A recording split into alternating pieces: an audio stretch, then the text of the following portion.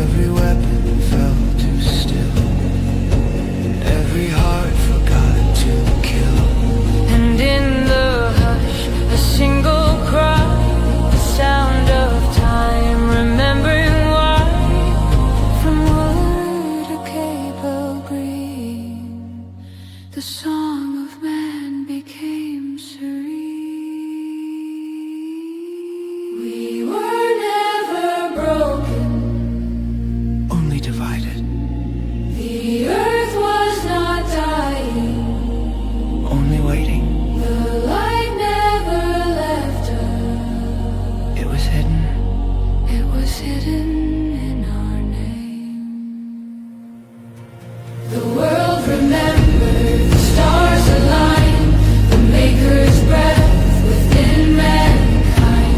The song returned, the silence ceased, the war of God gave way to peace. Through every faith, through every tongue, the same first word was softly sung. Not mine, not yours, but ours again. The sound of earth made whole through men. When they look to the sky, they will not see gods.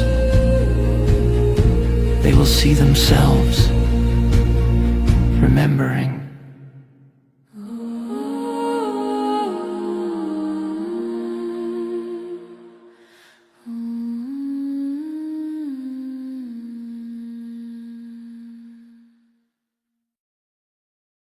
December 24th, 2025, 23:52 GMT.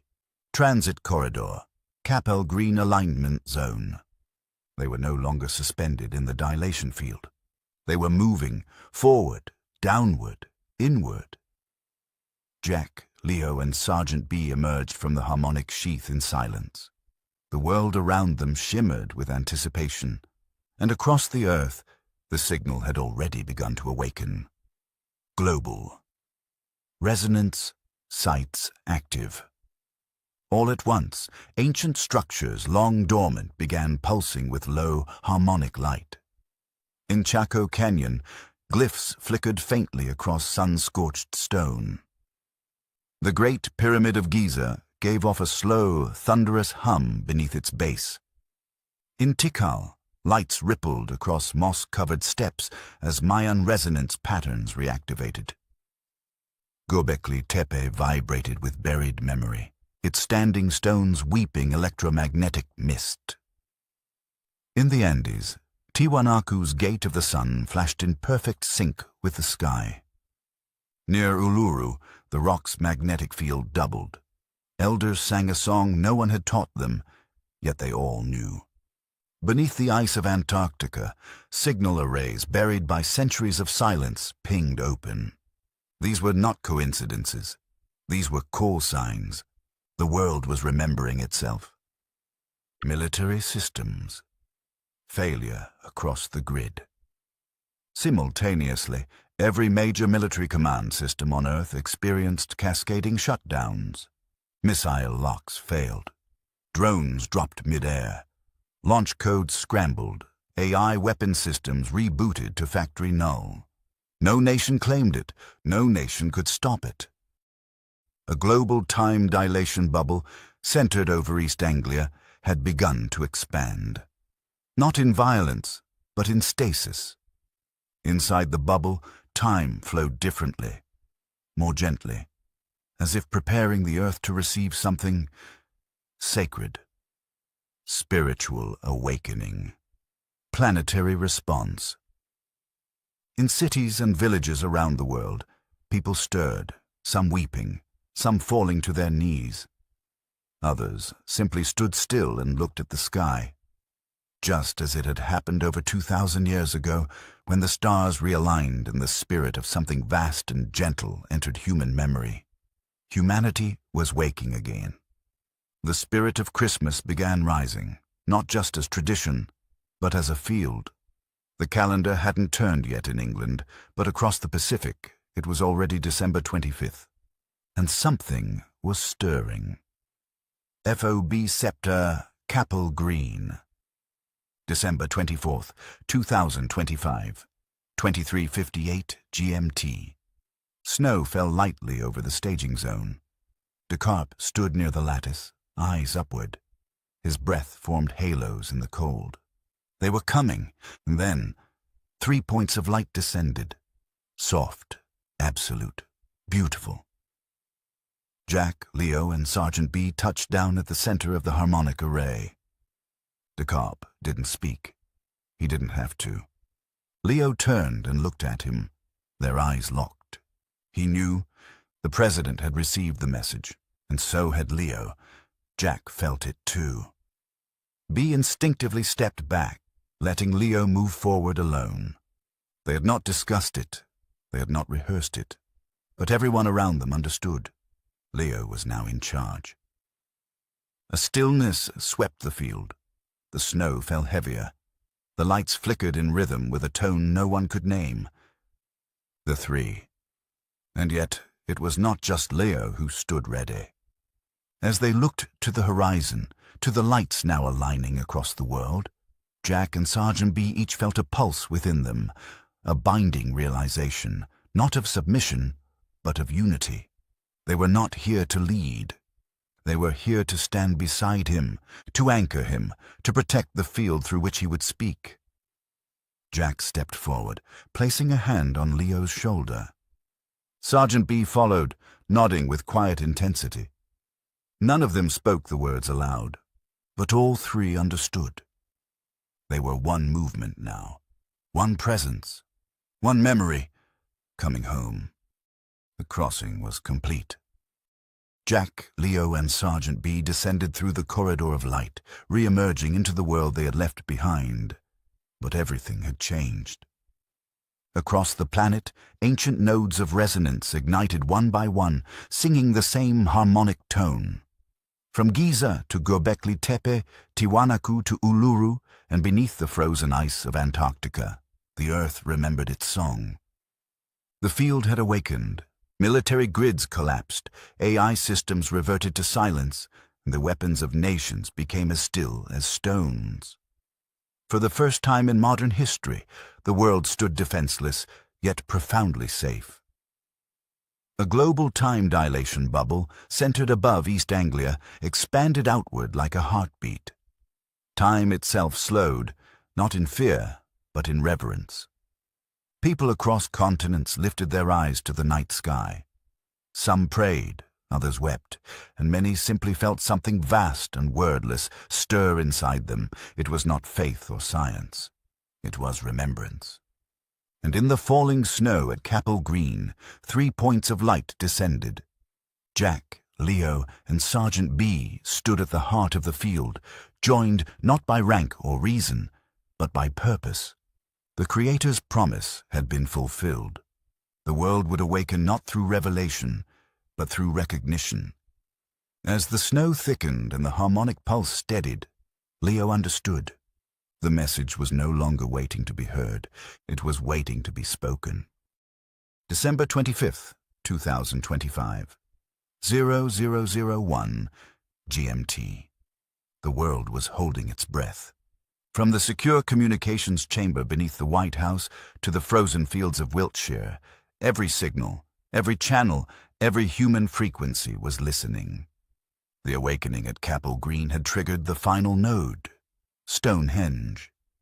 Under the pale light of the moon, the stones began to glow from within, vibrating in resonance with a frequency not heard since the dawn of civilization. Birds turned mid-flight. Magnetic compasses spun in perfect circles. And across the globe, leaders, soldiers, scientists, and citizens all asked the same question, though each in their own language, their own fear, their own faith. What comes next? The answer was already forming, in Wiltshire's cold breath, in the pulse beneath the snow, in the stillness of millions who could feel the voice approaching. It was not a government that would speak, not a creed, not a nation. It would come through one voice, one bridge, carrying the echo of creation itself. The Creator's message was about to be heard, and the earth was listening.